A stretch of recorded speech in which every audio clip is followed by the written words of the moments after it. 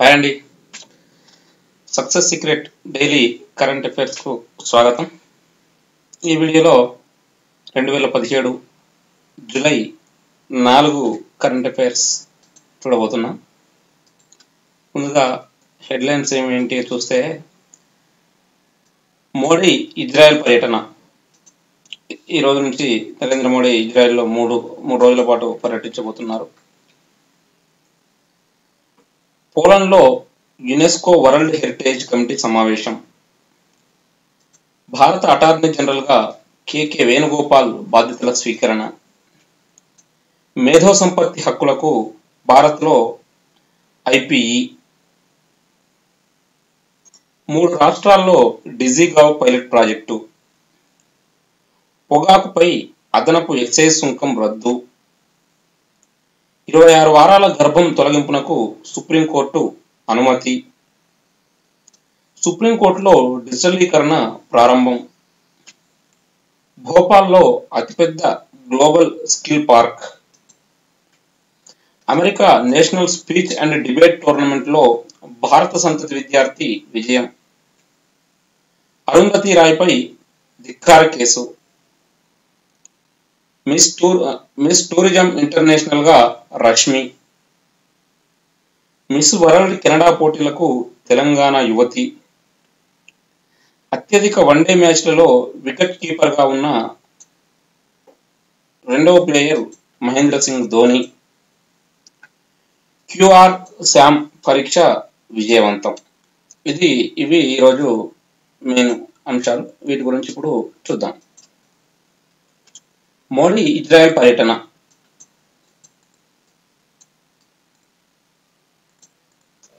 ప్రధానమంత్రి నరేంద్ర మోడీ ఇజ్రాయెల్ పర్యటన ప్రారంభమైంది ఈ రోజు నుంచి. ఆ అంశం ఇప్పుడు చూద్దాం.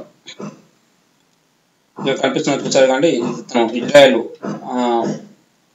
ప్రధాని నెతన్యాహు, బెంజమిన్ నెతన్యాహు. అంటే మొదటగా ఈ రోజు నుంచి మోడీ పర్యటన ప్రారంభమవుతుంది కాబట్టి ఇజ్రాయెల్ యొక్క ప్రత్యేకత ఏంటి, ఈ యొక్క పర్యటనకు అసలు నేపథ్యం ఏంటి అనే అంశాన్ని ఇప్పుడు మనం దీంట్లో మొదటగా చూస్తే, 2017 జూన్ 4 నుంచి భారత ప్రధాని నరేంద్ర మోడీ ఇజ్రాయెల్లో పర్యటిస్తున్నారు. భారత ప్రధాని ఇజ్రాయెల్లో పర్యటించడం ఇదే ప్రథమం. 2 దేశాల మధ్య దౌత్య సంబంధాలు మొదలై 25 సంవత్సరాలు పూర్తవుతున్న సందర్భంగా మోడీ ఈ యొక్క పర్యటనను చేపట్టారు. 1992లో 2 దేశాల మధ్య పూర్తి స్థాయి ద్వైపాక్షిక సంబంధాలు నెలకొని ఎంబసీలు ఏర్పడ్డాయి. రష్యా తర్వాత ఇజ్రాయెల్ ఆయుధాలను భారత్ అత్యధికంగా కొనుగోలు చేస్తుంది. యూదు దేశమైన ఇజ్రాయెల్ను 1950 సెప్టెంబర్ 17న భారత్ గుర్తించింది. నీటి సాంకేతికతను ఇజ్రాయెల్ సమర్థవంతంగా వాడుకుంటోంది.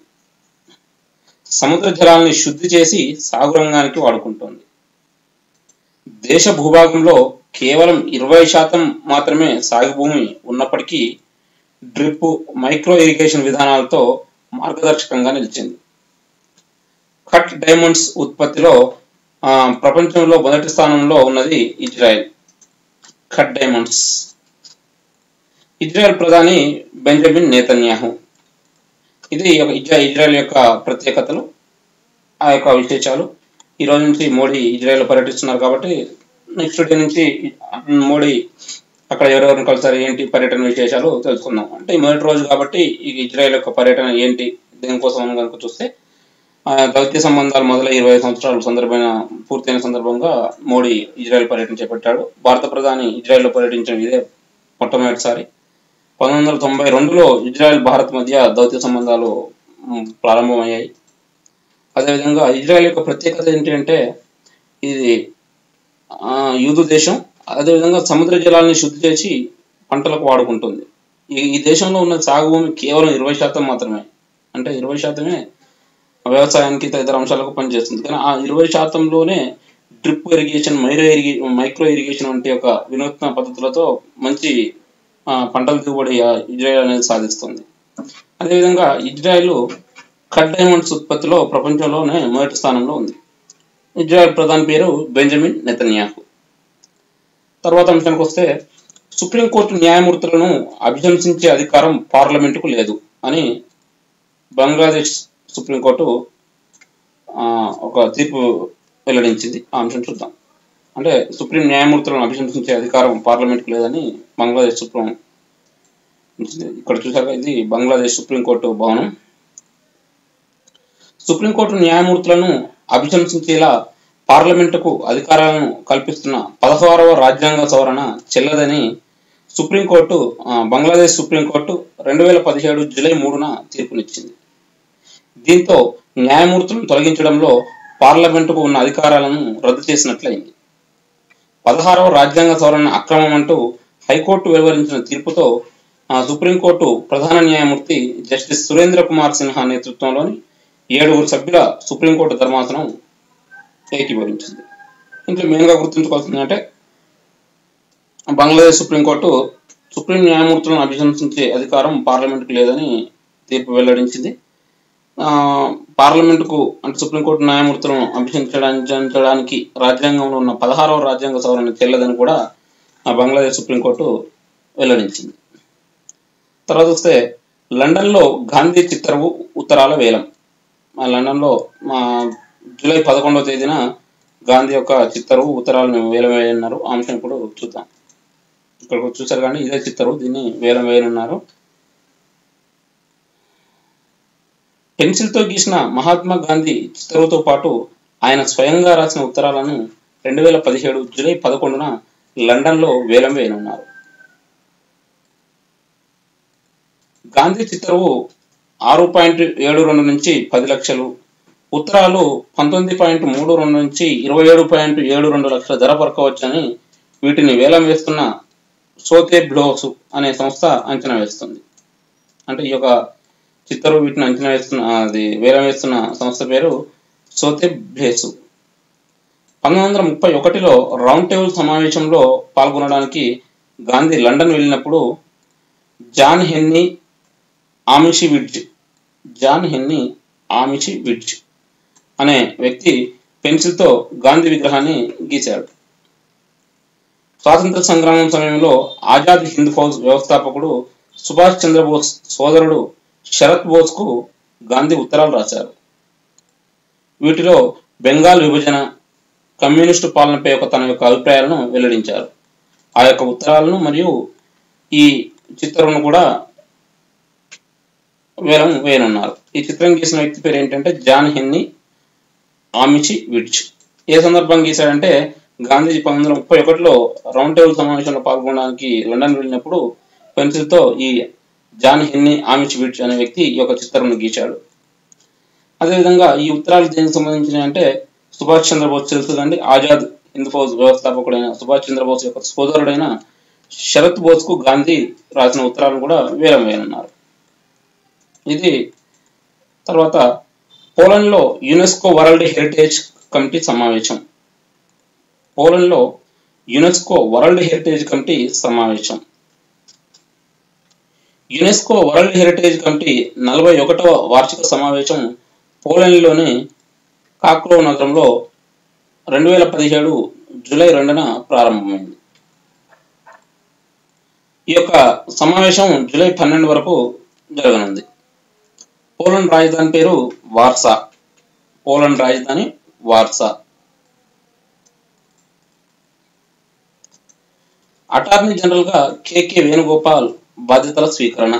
కేకే వేణుగోపాల్ తెలుసు, గత రోజులు కొన్ని రోజుల క్రితం 2 days క్రితం అనుకుంటా అటార్నీ జనరల్ గా నియమితుడయ్యాడని మనం చెప్పుకున్నాం.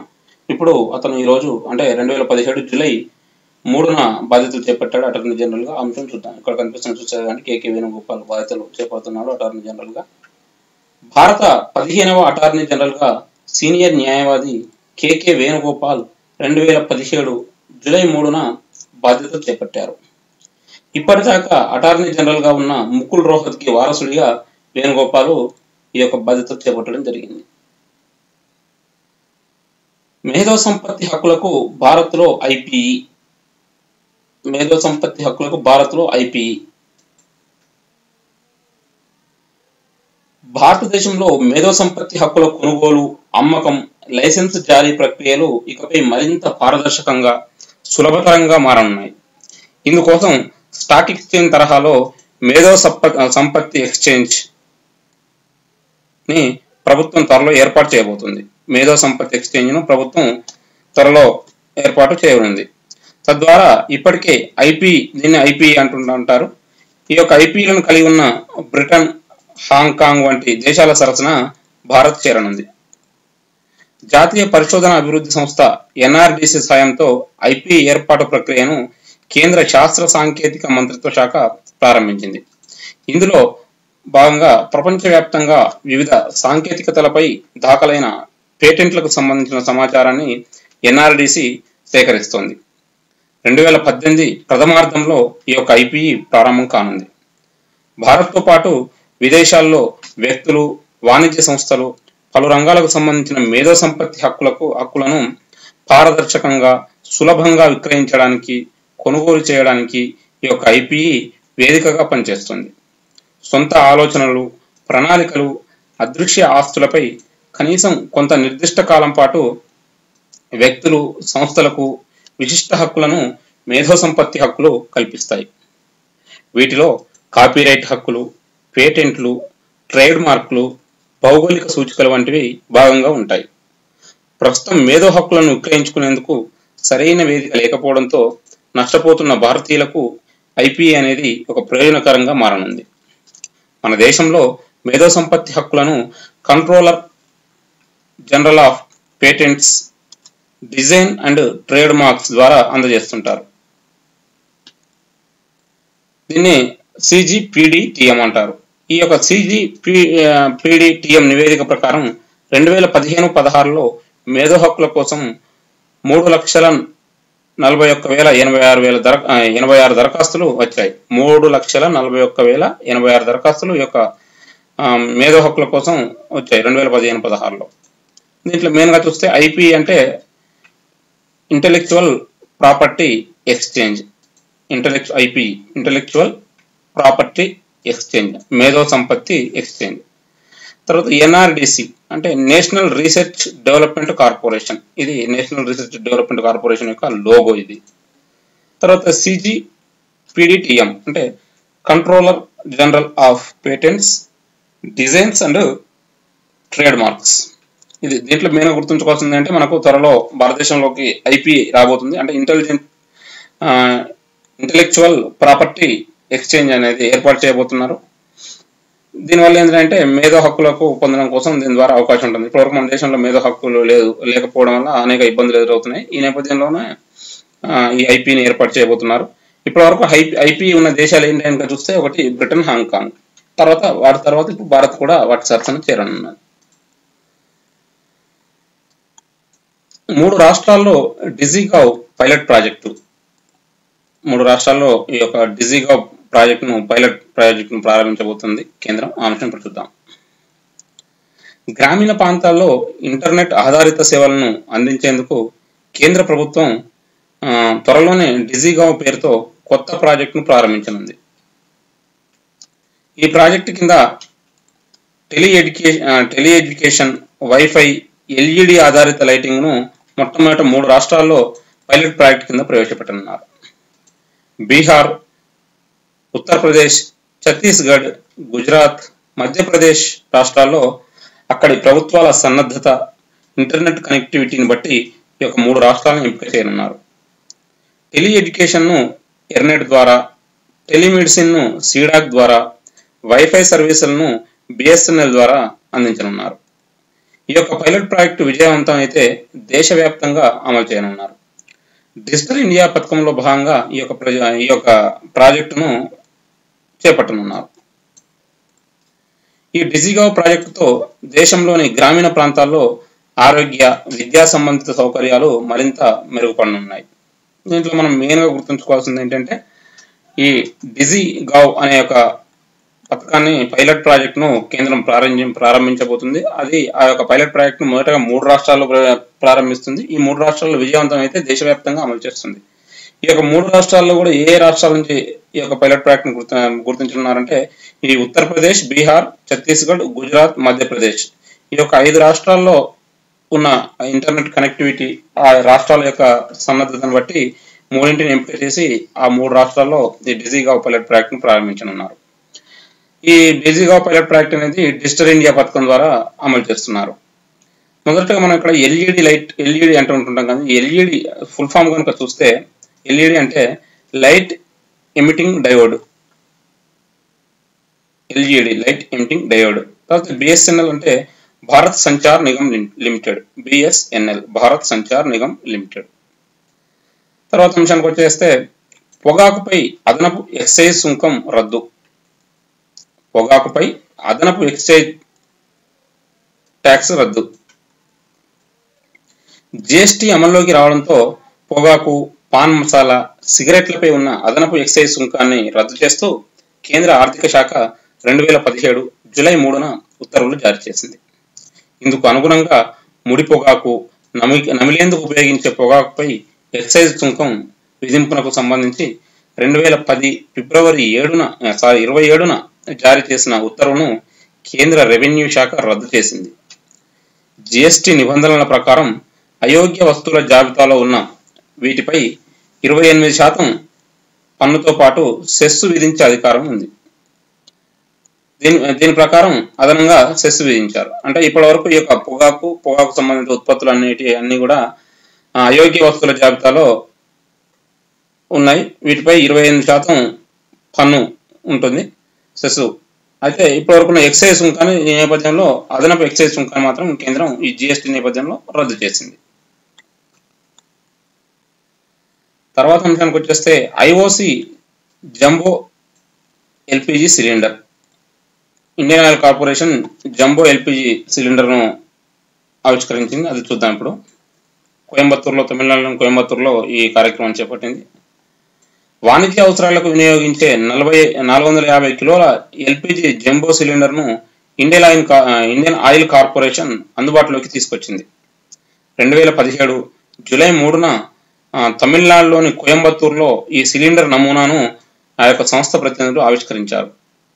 ఇండియన్ ఈ తరహా సిలిండర్ను అందుబాటులోకి తీసుకురావడం ఇదే ప్రథమం. అంటే ఈ యొక్క 450 కేజీల ఎల్పిజి సిలిండర్ను అందులోకి తీసుకురావడం అనేది ఇండియన్ ఇదే ప్రథమం. దీని ఖరీదు 24,000. వినియోగదారులు దీన్ని తీసుకోవాలంటే ₹1,00,000 డిపాజిట్ చేయాల్సి ఉంటుంది. ఇది వాణిజ్య అవసరాల కోసం ఉపయోగపడుతుంది. ఈ ఇండియన్ ప్రవేశపెట్టే యొక్క సిలిండర్ 450 కేజీలు ఉంటుంది. దీని ఖరీదు 24,000. ఇది కావాలంటే ₹1,00,000 డిపాజిట్ చేయాలి. ఇది వాణిజ్య కమర్షియల్ పర్పస్లో యూజ్ అవుతుంది. దీని యొక్క నమూనాను తమిళనాడులోని కోయంబత్తూరులో ఇండియన్ ఆయిల్ కార్పొరేషన్ ప్రతినిధులు ఆవిష్కరించారు. తర్వాత అంశానికి వచ్చేస్తే 26 వారాల గర్భం తొలగింపునకు సుప్రీం అనుమతి. సుప్రీంకోర్టు 26 వారాల గర్భాన్ని తొలగించడానికి అనుమతినిచ్చింది. ఆ అంశం చూద్దాం. గర్భం తొలగింపు విషయంలో సుప్రీంకోర్టు 2017 జూలై 3న కీలక తీర్పు వెలువరించింది. తీవ్రమైన గుండె లోపాలు ఉన్న 26 వారాల పిండాన్ని తొలగించుకునేందుకు ఒక మహిళకు justice Deepak Mishra, justice M ఖాన్విల్కర్లతో కూడిన ధర్మాసనం అనుమతినిచ్చింది. సుప్రీంకోర్టులో డిజిటలీకరణ ప్రారంభం. సుప్రీంకోర్టులో కాగితరహిత వ్యవస్థ ఏర్పాటు తొలి దశలో భాగంగా సర్వోన్నత న్యాయస్థానంలో ఉన్న 5 కోర్టుల్లో డిజిటలీకరణను ప్రారంభించారు. 2017 జూలై 3న సుప్రీంకోర్టు ప్రధాన న్యాయమూర్తి justice JS Khehar, justice DY చంద్రచూడ్తో కలిసి డిజిటల్ పద్ధతిలో ధర్మాసనాన్ని నిర్వహించారు.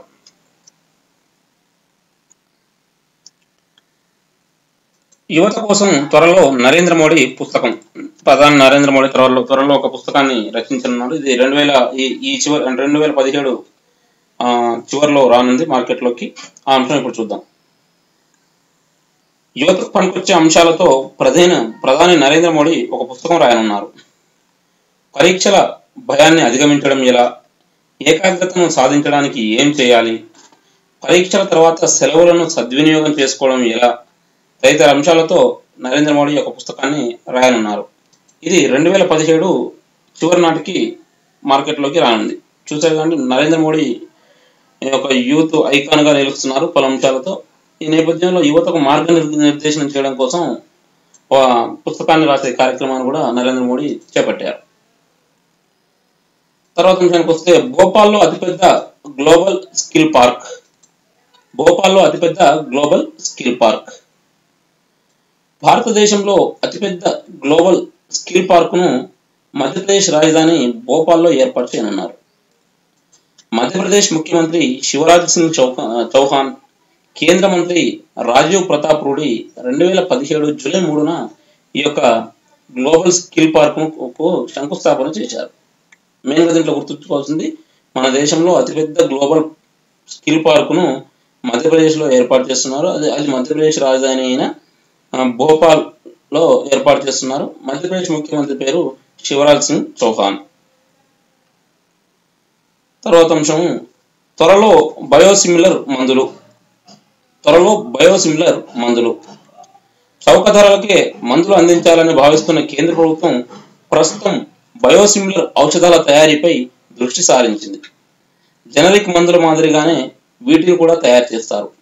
మధుమేహం, కీళ్ళ నొప్పులు, క్యాన్సర్ వ్యాధుల నివారణకు ఈ మందులు తయారు చేయాలని కేంద్ర బయోటెక్నాలజీ విభాగం భావిస్తుంది. ఈ బయోసిమిలర్ ఔషధాలు అచ్చం అసలు మందుల్లాగానే ఉంటాయి. ప్రపంచ మార్కెట్లో భారత ఔషధాల వాటా ప్రస్తుతం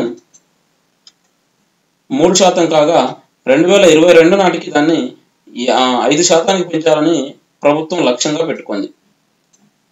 దేశీయంగా వ్యాక్సిన్లు తయారు చేయడానికి బయోఫార్మా మిషన్ కూడా ఏర్పాటు చేసింది. డెంగీ నివారణ vaccine, pneumococcal, human papilloma virus వ్యాక్సిన్లను తక్కువ ధరకి అందించడానికి ఈ యొక్క కార్యాచరణను రూపొందించడం జరిగింది. దీంట్లో మెయిన్గా గుర్తుంచుకోవాల్సింది అంటే బయోసిమిలర్ మందులను కూడా అది కేంద్ర ప్రభుత్వం తయారు చేయబోతుంది. దీనికోసము కార్యాచరణ చేపట్టింది. అందులో భాగంగా బయోఫార్మా మిషన్ కూడా ఏర్పాటు చేయడం జరిగింది. అయితే ఇప్పటి వరకు ప్రపంచ మార్కెట్లో ఔషధాల వాటా ప్రపంచ మార్కెట్లో భారతదేశం యొక్క ఔషధాల వాటా 3% మాత్రమే ఉంది. అయితే దీన్ని ఈ 2022 నాటికి 5%కి అంటే ఇంకొక 2% ఎక్కువ పెంచాలని ప్రభుత్వం లక్ష్యంగా పెట్టుకోవడం జరిగింది. తర్వాత అంశం, America national speech and debate టోర్నమెంట్లో భారత సంతతి విద్యార్థి విజయం. America national speech and debate టోర్నమెంట్లో భారత సంతతి విద్యార్థి విజయం. ఇక్కడ కనిపిస్తున్నారు కానీ ఈ సిక్కు యువకుడు జేజే కపూర్, ఇతను America national speech and debate టోర్నమెంట్లో విజయం సాధించాడు. ఆ అంశం ఇప్పుడు చూద్దాం. అమెరికాలో అత్యంత ప్రతిష్టాత్మకంగా భావించే జాతీయ స్థాయి ఉపన్యాస చర్చా వేదిక పోటీలో భారత సంతతికి చెందిన విద్యార్థి జేజే కపూర్ విజయం సాధించాడు. అమెరికాలో ఉన్నత పాఠశాల స్థాయి విద్యార్థులకు నిర్వహించే నేషనల్ స్పీచ్ అండ్ డిబేట్ టోర్నమెంట్లో జేజే కపూర్ విజేతగా నిలిచాడు. సిక్కులు, ముస్లింల విషయంలో నెలకొని ఉన్న కొన్ని రకాల అభిప్రాయాలను ఈ పోటీలో జేజే కపూర్ నిష్కర్షగా పేర్కొన్నాడు. ముఖ్యంగా 9/11 దాడుల అనంతరం తమ కుటుంబంలో ఎలాంటి పరిస్థితి నెలకొందో ఈ యొక్క చర్చలో ఉపన్యాసంలో పేర్కొన్నాడు. తెలుసుకాండి, 2011 సెప్టెంబర్ 11న జరిగిన దాడులు, ఆ యొక్క దాడుల గురించి పేర్కొనడం జరిగింది. 2001లో సెప్టెంబర్ 11వ తేదీన దాడులు జరిగినప్పుడు తన వయసు 2 ఏళ్ళు అన్నాడు. ఆ తర్వాత తన తండ్రి గడ్డంతో తలపాగాతో వెలుపలికి బయటికి రావడానికే జంకేవాడని పేర్కొన్నాడు. ఆ ఆహార్యంతో అంటే ఈ గడ్డం, ఈ యొక్క తలపాగతో బయటికి వెళ్తే తనను అమెరికన్లు తీవ్రవాదిగా పరిగణిస్తారని భయపడేవాడని జేజే కపూర్ తన యొక్క స్పీచ్లో చెప్పాడు. తాను అమెరికాలోనే పుట్టి పెరిగిన విషయాన్ని స్పష్టంగా పేర్కొంటూ సిక్కు మతస్థుల గళాన్ని తన యొక్క స్పీచ్లో వినిపించాలనేది ఒక లక్ష్యంతోనే ఈ యొక్క పోటీలో పాల్గొన్నట్టు జేజే కపూర్ వెల్లడించారు. తర్వాత అంశం, అరుంధతి రాయ్పై ధిక్కార కేసు. రైటర్, మా భారత ప్రఖ్యాత రచయిత అరుంధతి రాయ్పై ధిక్కార కేసు అయింది. ఆ అంశం ఇప్పుడు చూద్దాం. ప్రముఖ రచయిత్రి, సామాజిక ఉద్యమకారిణి అరుంధతి రాయ్పై ధిక్కార ప్రొసీడింగ్లను నిలిపివేస్తూ సుప్రీంకోర్టు 2017 జూలై 3న ఉత్తర్వులు జారీ చేసింది. ముంబై హైకోర్టులో ఆమెపై దాఖలైన కోర్టు ధిక్కార కేసులో ప్రొసీడింగ్లపై నిలిపివేత ఉత్తర్వులు జారీ చేస్తున్నట్లు చీఫ్ జస్టిస్ జేఎస్ ఖేహర్ సారథ్యంలోని సుప్రీంకోర్టు ధర్మాసనం స్పష్టం చేసింది. Delhi university professor GN Saibaba ఖైదును ప్రశ్నిస్తూ ఓ వారపత్రికలో అరుంధతి రాయ్ రాసిన ఆర్టికల్పై ఈ యొక్క కేసు దాఖలైంది. మావోయిస్టు సానుభూతిపరుడు అనే ఒక ఆరోపణలతో జిఎన్ సాయిబాబా అరెస్ట్ అయి ప్రస్తుతం నాగపూర్ జైల్లో ఉన్నాడు. సాయిబాబా ఇక్కడ కనిపిస్తున్నట్టు చూస్తారు కానీ ఈ మధ్యన వార్తల్లో నిలిచారు ఎక్కువగా. ఇప్పుడు నాగపూర్ జైల్లో ఉన్నాడు. అంటే మావోయిస్టులతో సంబంధాలు ఉన్నాయనే ఒక నేపథ్యం దీంతో ఇప్పుడు అతను జైలు శిక్షను అనుభవిస్తున్నాడు. అయితే ఈ యొక్క సాయిబాబాను ఎందుకు జైల్లో ఉంచాల్సిన అవసరం ఉంది అని ప్రశ్నిస్తూ ఈ అరుంధతి రాయ్ రాసిన ఒక ఆర్టికల్ నేపథ్యంలో ఆమెపై ధిక్కారం కేసు అనేది నమోదు కావడం జరిగింది. తర్వాత అంశానికి వస్తే మిస్ టూరిజం ఇంటర్నేషనల్ గా రష్మి. మిస్ టూరిజం ఇంటర్నేషనల్ గా రష్మి అంటే ఈ రష్మి వేరులేండి. భారతీయ యువతి రష్మి బంట్వాల్ మిస్ టూరిజం ఇంటర్నేషనల్ 2017గా ఎంపికైంది. గ్రీస్లో జరిగిన గ్రాండ్ ఫైనల్స్ లో రష్మి ఈ యొక్క కిరీటాన్ని సొంతం చేసుకుంది. మెయిన్గా మనం గుర్తుంచుకోవాల్సింది ఏంటంటే మిస్ టూరిజం ఇంటర్నేషనల్ గా రష్మి అంటే మనం మెయిన్గా మనకు గుర్తొచ్చే పేరు వెంటనే జబర్దస్త్ రష్మి గుర్తుకొస్తుంది. ఆ విధంగా మనం గుర్తుంచుకుంటే ఈ రష్మి బంట్వాల్ అనే ఈ యువతి భారత యువతి రష్మి బంట్వాల్ అనే భారత యువతి మిస్ టూరిజం ఇంటర్నేషనల్ 2017గా ఎంపికైంది. తర్వాత అంశం మిస్ వరల్డ్ కెనడా పోటీలకు తెలంగాణ యువతి. మిస్ వరల్డ్ కెనడా పోటీలకు తెలంగాణ యువతి తెలంగాణకు చెందిన శ్రావ్య అనే ఒక యువతి మిస్ వరల్డ్ కెనడా పోటీలకు ఎంపికైంది. అంశం చూద్దాం. అంటే తెలంగాణ ప్రాంతానికి చెందిన ఈ వీరు ఇప్పుడు కెనడాలో ఉంటున్నారు. అది చూద్దాం. ఇప్పుడు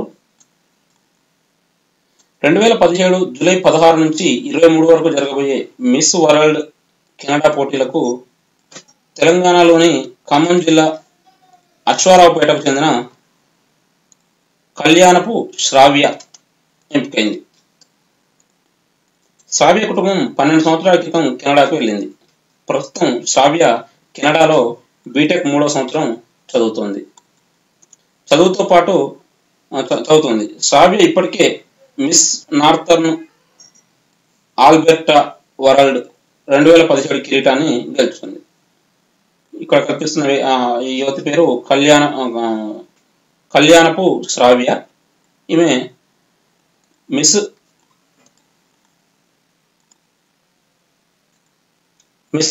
మిస్ వరల్డ్ కెనడా పోటీలకు ఎంపికైంది. ఈమె ఇప్పటికే మిస్ నార్థన్ ఆల్బెర్టా వరల్డ్ 2017 కిరీటాన్ని కూడా గెలుచుకోవడం జరిగింది. తర్వాత అంశానికి వస్తే ఆకలి వ్యతిరేక ఉద్యమకారుడు అంకిత్ కావత్రాకు క్వీన్స్ యంగ్ లీడర్స్ అవార్డు.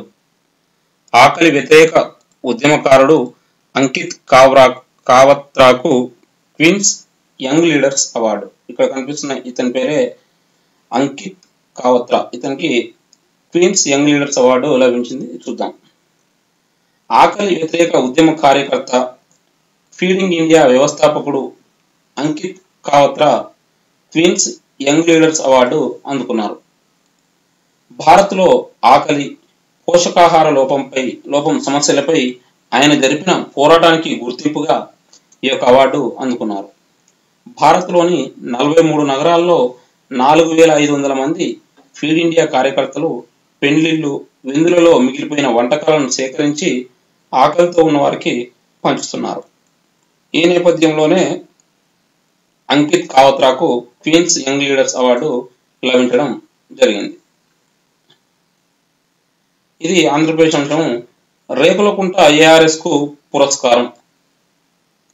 ఆంధ్రప్రదేశ్లోని అనంతపురం జిల్లా రేకులకుంట వ్యవసాయ పరిశోధన స్థానం జాతీయ పురస్కారానికి ఎంపికైంది.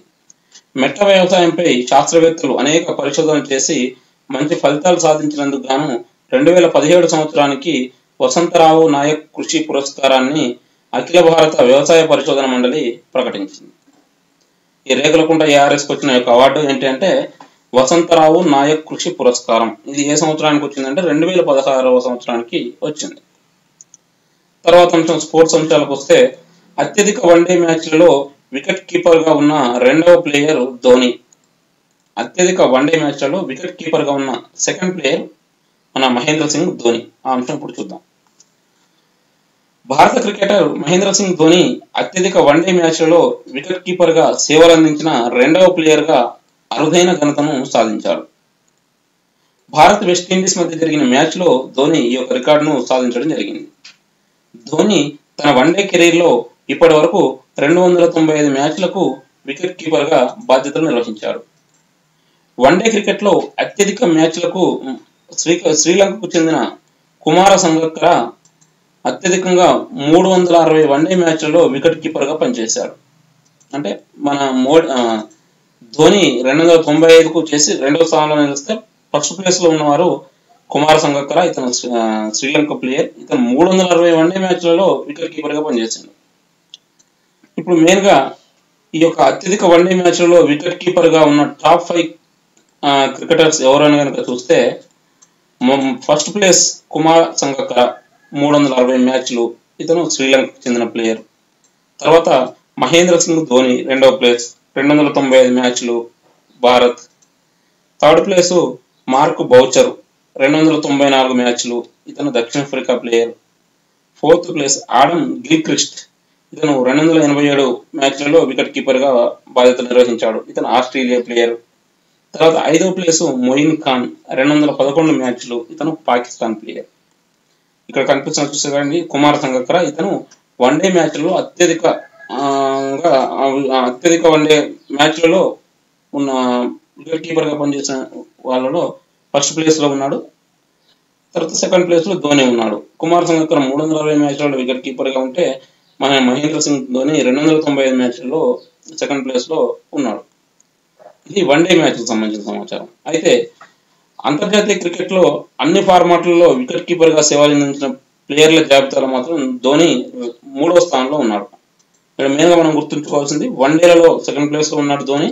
అయితే అన్ని ఫార్మాట్లలో కలిపి మాత్రం థర్డ్ ప్లేస్ లో ఉన్నాడు. ఈ అన్ని ఫార్మాట్లలో వికెట్ కీపర్ గా ఉన్న టాప్ 5 క్రికెటర్స్ ఎవరు కనుక చూస్తే మనము ఫస్ట్ ప్లేస్ మార్క్ బౌచర్ 466 మ్యాచ్లు దక్షిణాఫ్రికా. ఇది కానీ వన్డే మ్యాచ్లో చూడండి మార్క్ బౌచర్ థర్డ్ ప్లేస్ లో ఉన్నాడు. కానీ అన్ని ఫార్మాట్లకు వచ్చేసరికి ఫస్ట్ ప్లేస్ లో ఉన్నాడు. తర్వాత సెకండ్ ప్లేస్ కుమార్ సంగక్కర 464 మ్యాచ్లు శ్రీలంక. ఈ కుమార్ సంగక్కర కూడా వన్డే మ్యాచ్లో ఫస్ట్ ప్లేస్ లో ఉన్నాడు. ఇక్కడికి వచ్చేసరికి సెకండ్ ప్లేస్కి వచ్చేసాడు. తర్వాత థర్డ్ ప్లేస్ మహేంద్ర సింగ్ ధోని 461 మ్యాచ్లు భారత్ ప్లేయర్. ఇతను కూడా వన్డే మ్యాచ్లో సెకండ్ ప్లేస్ లో ఉన్నాడు. అన్ని ఫార్మాట్లకు వచ్చేసరికి థర్డ్ ప్లేస్కి వచ్చేసిండు. తర్వాత ఫోర్త్ ప్లేస్ ఆడమ్ గిల్క్రిస్ట్ 391 మ్యాచ్లు ఆస్ట్రేలియా. తర్వాత 5వ ప్లేసు ఇయాన్ హేలీ 287 మ్యాచ్లు. ఇతను ఆస్ట్రేలియా ప్లేయరు. ఇది అన్ని ఫార్మాట్లో ఉన్న టాప్ 5 యొక్క ప్లేయర్స్ యొక్క సమాచారం. ఇక్కడ కనిపిస్తున్న ప్లేయర్ ఇతను మార్క్ బౌచర్ దక్షిణాఫ్రికా ప్లేయర్. ఇతను అన్ని ఫార్మాట్లో వికెట్ కీపర్ గా పనిచేసిన వాళ్ళ జాబితాల్లో ప్లేయర్లలో ఫస్ట్ ప్లేస్ లో ఉన్నాడు. ధోని వన్డేలేమో సెకండ్ ప్లేస్ లో ఉన్నాడు. అన్ని ఫార్మాట్లకు వచ్చేసరికి థర్డ్ ప్లేస్కి వచ్చేసాడు. తర్వాత క్యూఆర్ శామ్ పరీక్ష విజయవంతం. ఉపరితలం నుంచి గగనతలంలోని లక్ష్యాలను ఛేదించే శీఘ్ర ప్రతిస్పందన క్షిపణి క్యూఆర్ శామ్ను భారత్ విజయవంతంగా పరీక్షించింది. స్వదేశీ పరిజ్ఞానంతో రూపొందిన ఈ అస్త్రానికి ఆకాశంలోని బహుళ లక్ష్యాలను నెలకొల్పే సత్తా ఉంది. ఒడిశాలోని చాందీపూర్లో ఉన్న సమీకృత పరీక్షా వేదిక ITR ఇంటిగ్రేటెడ్ టెస్ట్ రేంజ్ నుంచి 2017 జూలై 3న ఈ యొక్క ప్రయోగం జరిగింది. 25 నుంచి 30 కిలోమీటర్ల ఎత్తులోని లక్ష్యాలను ఈ యొక్క క్యూఆర్ శామ్ ఛేదించగలదు. ప్రయోగానికి సంబంధించిన అన్ని లక్ష్యాలు నెరవేరాయని DRDO రక్షణ పరిశోధన అభివృద్ధి సంస్థ శాస్త్రవేత్తలు వెల్లడించడం జరిగింది.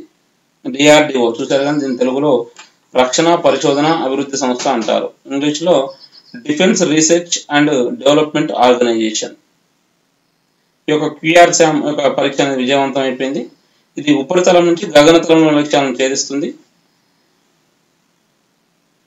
ఈ యొక్క క్యూఆర్ శామ్ అంటే దాని ఫుల్ ఫామ్ కనుక మనం చూస్తే quick reaction surface to air missile. QR SAM, quick reaction surface to air missile. తర్వాత ఐటీఆర్ అంటే ఇంటిగ్రేటెడ్ టెస్ట్ రేంజ్. ఒక డిఆర్డిఓ ఫుల్ ఫామ్ కనుక చూస్తే defence research and development organisation. Next అంశానికి వస్తే ప్లాస్టిక్ వ్యర్థాలను కిలో 20 రూపాయలకు కొనుగోలు చేయనున్న ఆంధ్రప్రదేశ్ ప్రభుత్వం.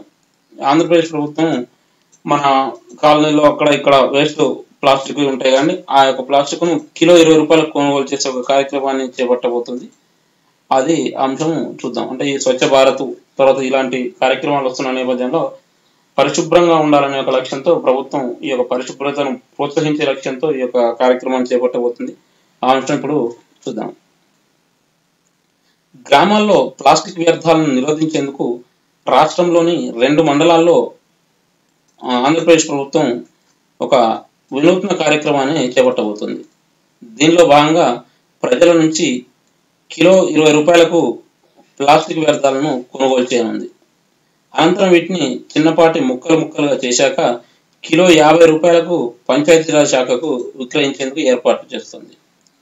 ప్రస్తుతం కృష్ణా జిల్లా కంకిపాడు, చిత్తూరు జిల్లా శ్రీకాళహస్తిలో 60 మైక్రాన్ల లోపు ప్లాస్టిక్ వ్యర్థాలను ముక్కలుగా చేసే 2 ప్లాస్టిక్ కటింగ్ యంత్రాలను ప్రభుత్వం ఏర్పాటు చేసింది.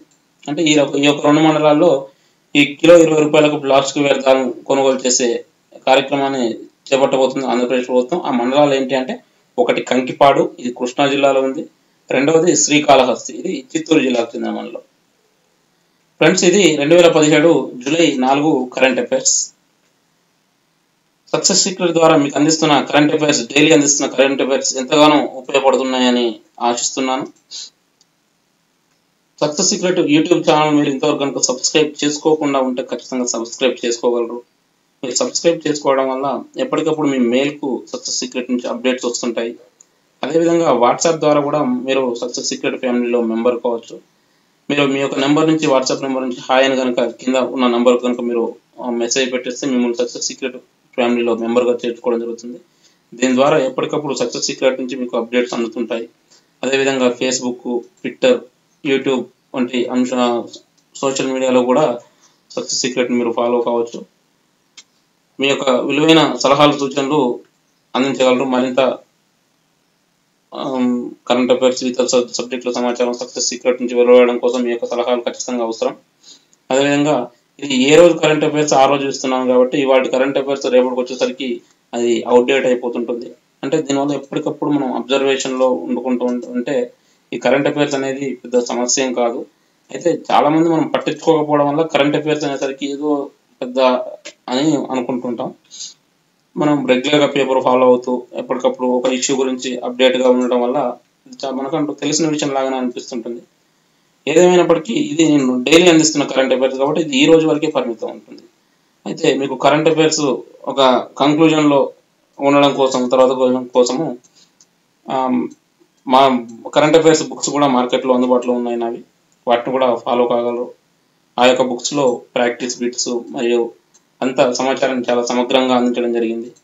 ఈ 6 నెలల కరెంట్ అఫైర్స్ బుక్ కూడా ప్రస్తుతం మార్కెట్లో అందుబాటులో ఉంది. ఇప్పుడు 2017 జనవరి నుంచి జూన్ వరకు జరిగిన కరెంట్ అఫైర్స్ అన్ని కూడా ప్రస్తుతం ఆంధ్రప్రదేశ్, తెలంగాణ 2 రాష్ట్రాల్లో అందుబాటులో ఉంది మార్కెట్లో.